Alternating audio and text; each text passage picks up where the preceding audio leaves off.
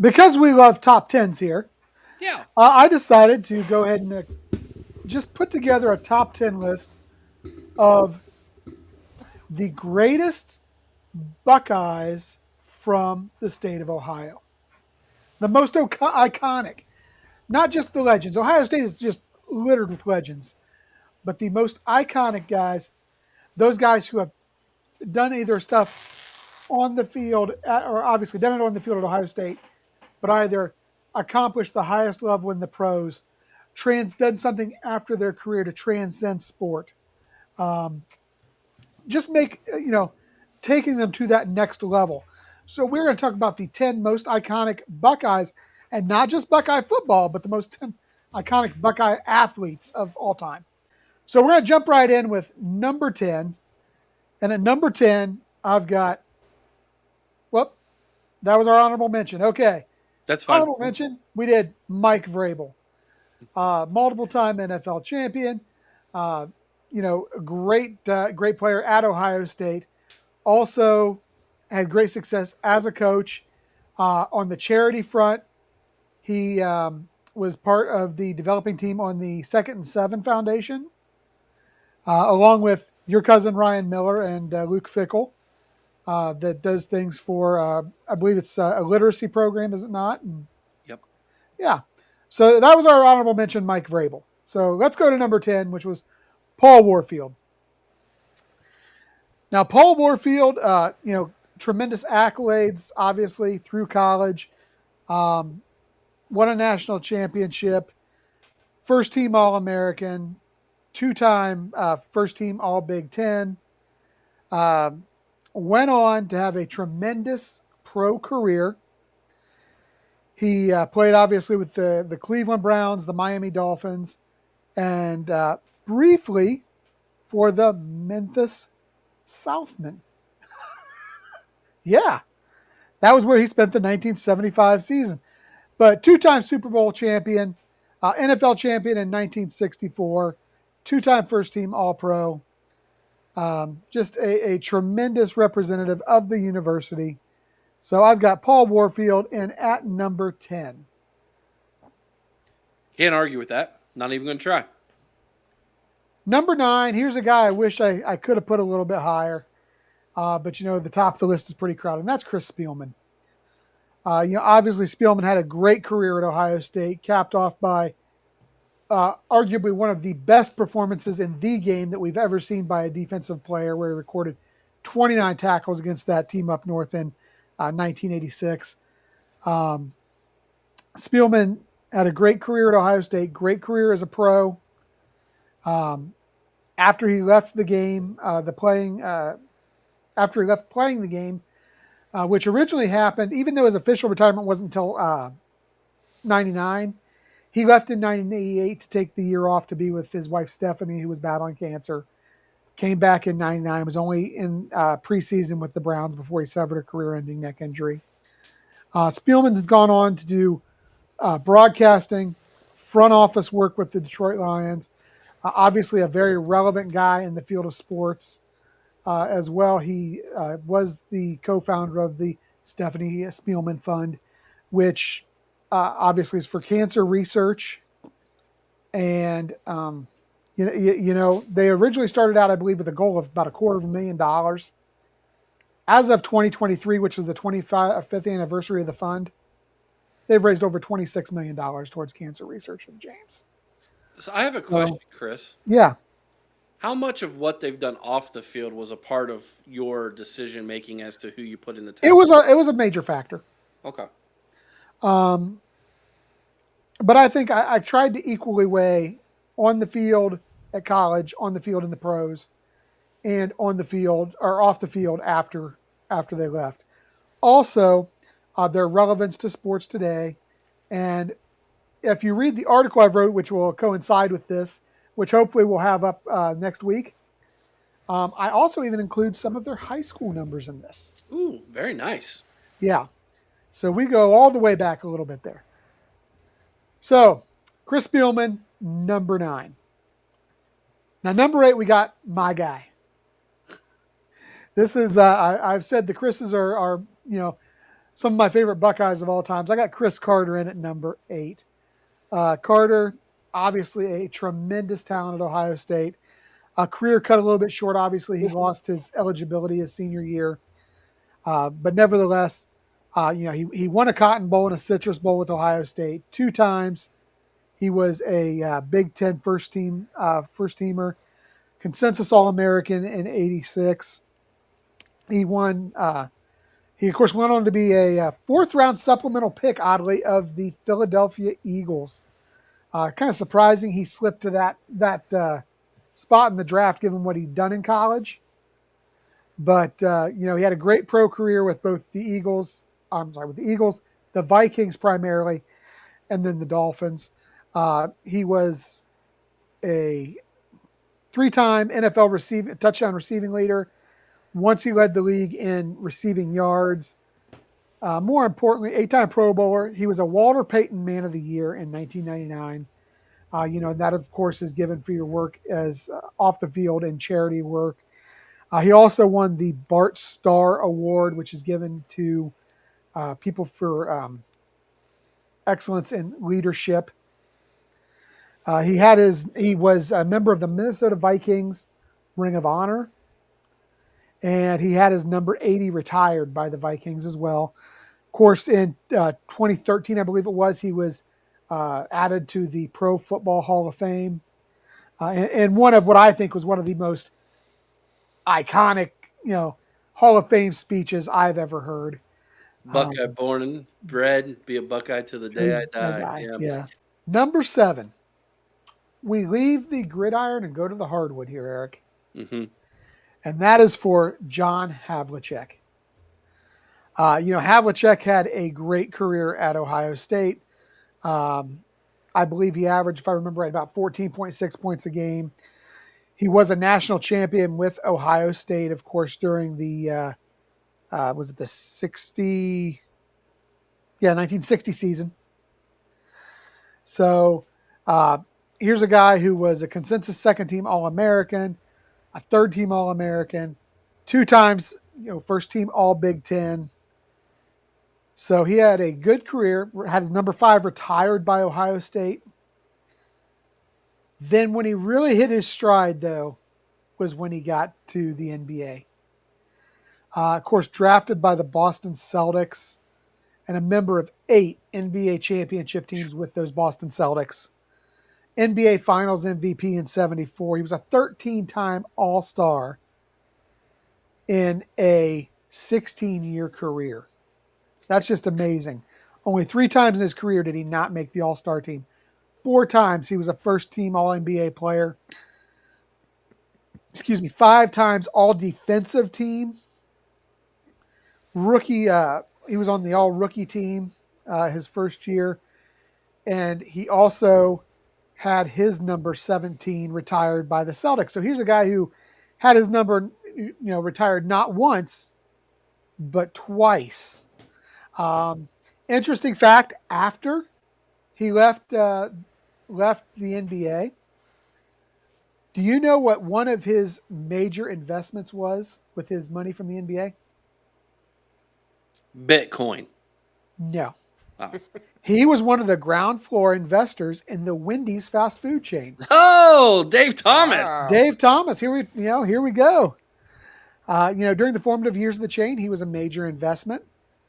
And, that left him with some pretty comfortable income. He also was a chairperson for the Genesis Foundation, which assists kids with disabilities and genetic disorders.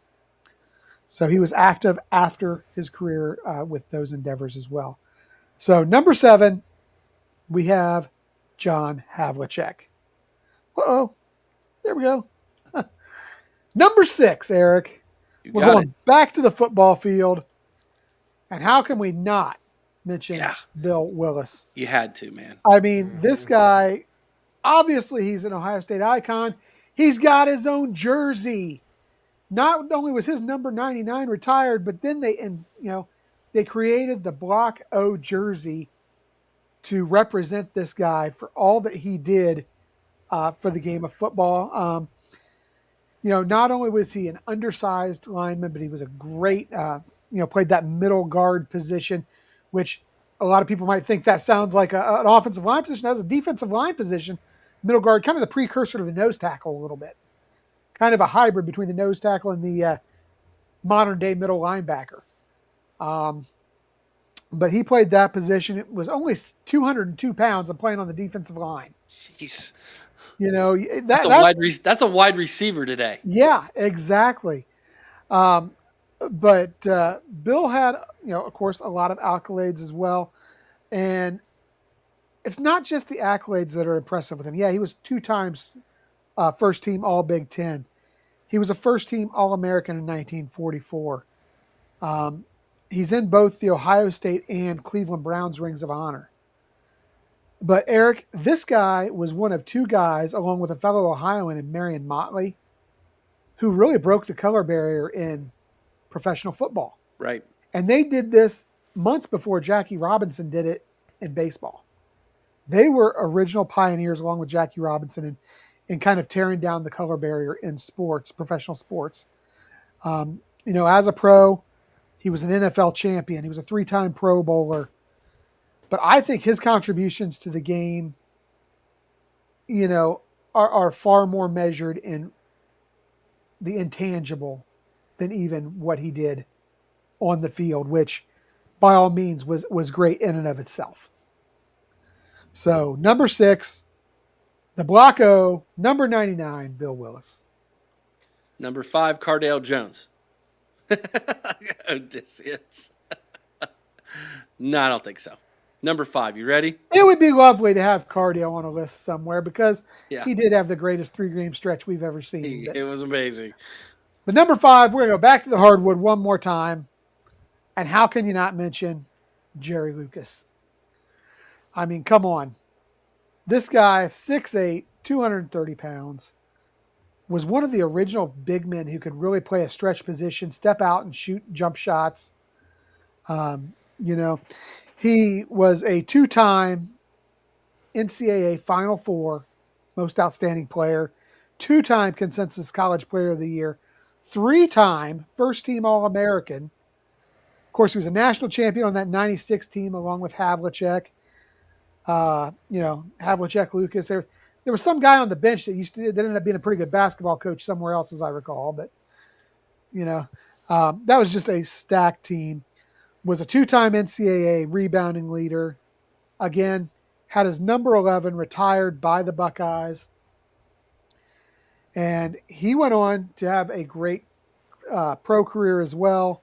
Cincinnati Royals drafted him. He played for the San Francisco Warriors, and then ultimately for the New York Knicks, where he was a champion in 1973, 7-time NBA All-Star, 3 times first team All-NBA.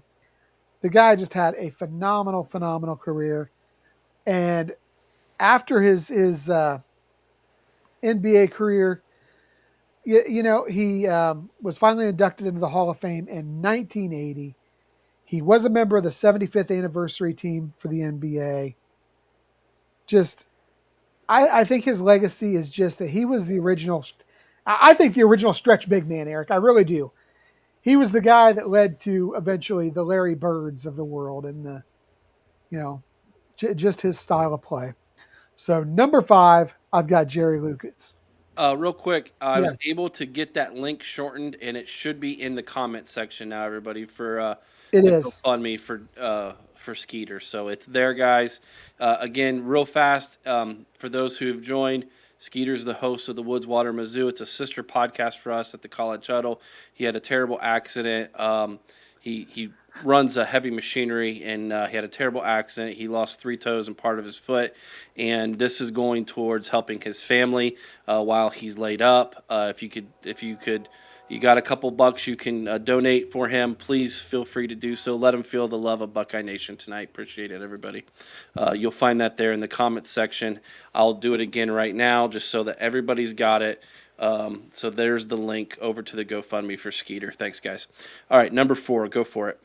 Number 4, we got a guy who was a pretty good running back at Ohio State at one time, and that is Howard Hopalong Cassidy. Now, is that your personal autograph picture there, Eric? It is. Is it? I kind of wondered. So yeah, Hopalong, two-time All Big Ten, first team. He was also a second team All Big Ten selection in '53.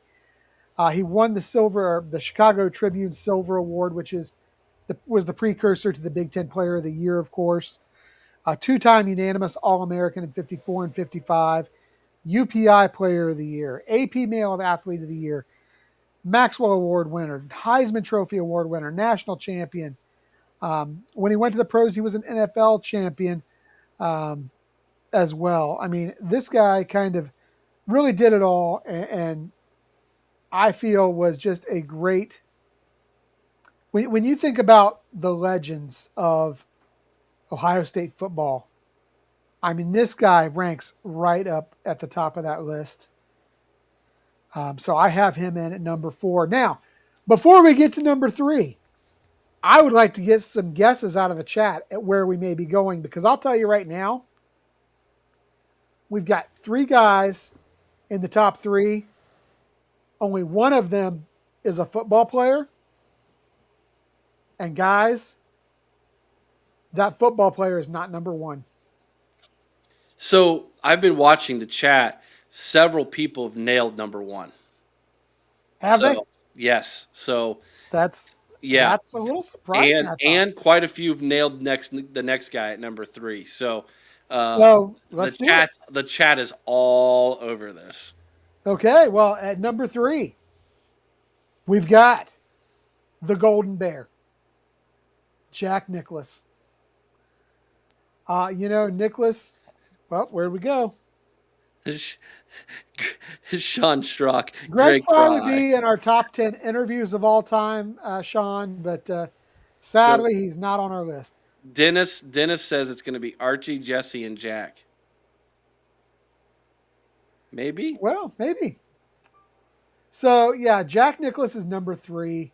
Um, Nicklaus, of course, tremendous golfer, but he was also a great athlete in school coming up, Eric. He played baseball, basketball, football. He actually had some interest from Ohio State about coming to the basketball program originally as a shooting guard. Really? Yeah. But baseball, basketball, football, tennis, track and field, he was everywhere. Of course, beginning at age 10, young Jack started playing golf. And he actually, by the time he had turned to 17, he had already, sorry. Yeah, I'm sorry.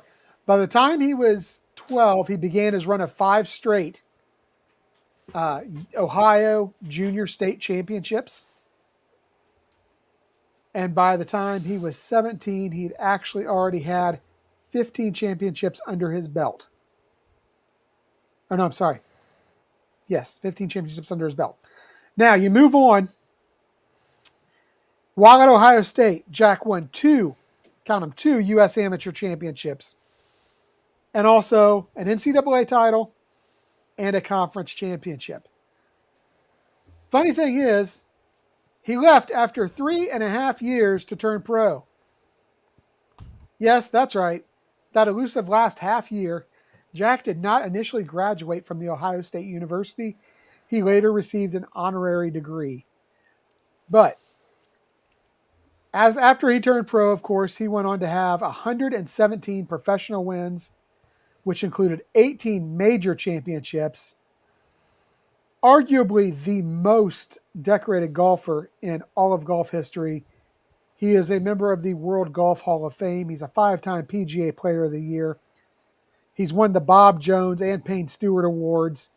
He's got the PGA Lifetime Achievement Award. And guys, he is a recipient of the Congressional Gold Medal, which is the highest award that can be awarded to a civilian in the United States. So Jack Nicklaus, number 3. Did you mention he dotted the I?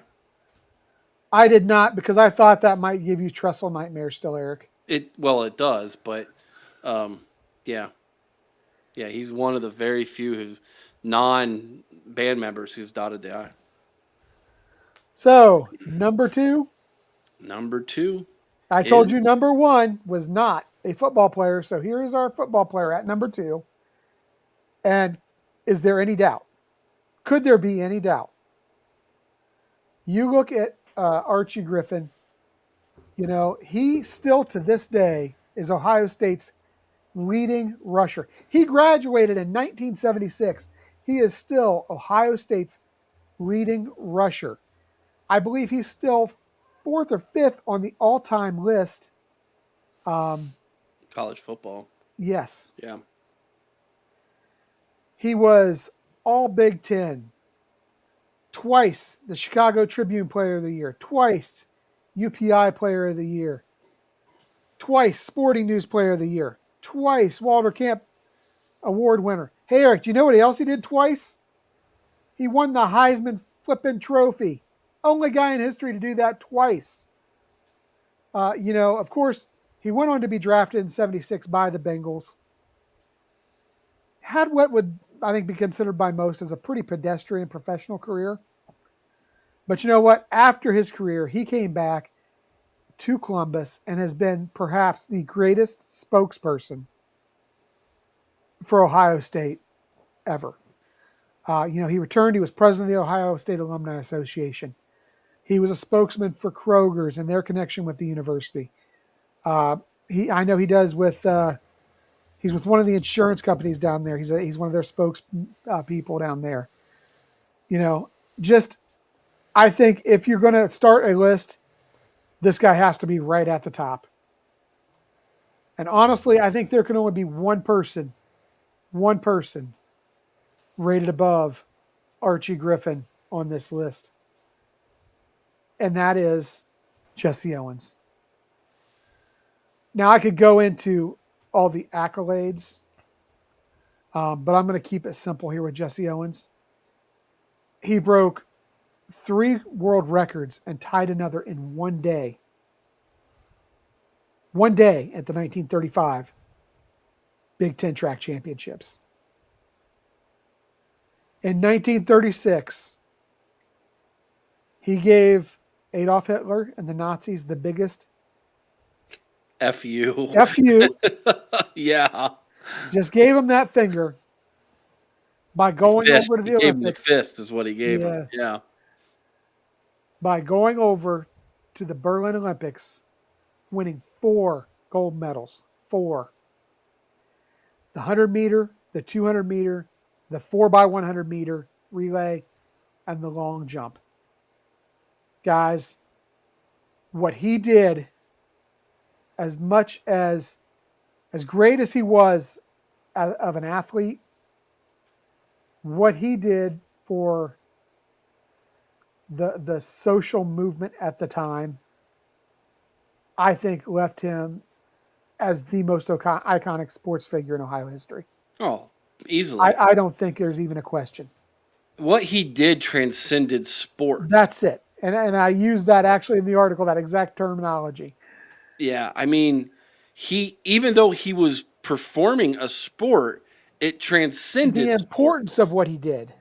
Yes, Yes. at that moment, right? And moment in time is just it's iconic. It really is. When you say iconic, that's where your head goes to, right? Yes. Like, um, absolutely, dude. Like that. I mean, it's not even close. And see, I Um, think that's what a lot of this is about. I mean, you look at guys like Jesse Owens, like Bill Willis. Were guys that they're off the. I don't want to say they're off the field. Their presence on the field transcended so much in making not only sports but society what it is today. mm-hmm. Mm-hmm. And like you said, that is truly iconic. It is.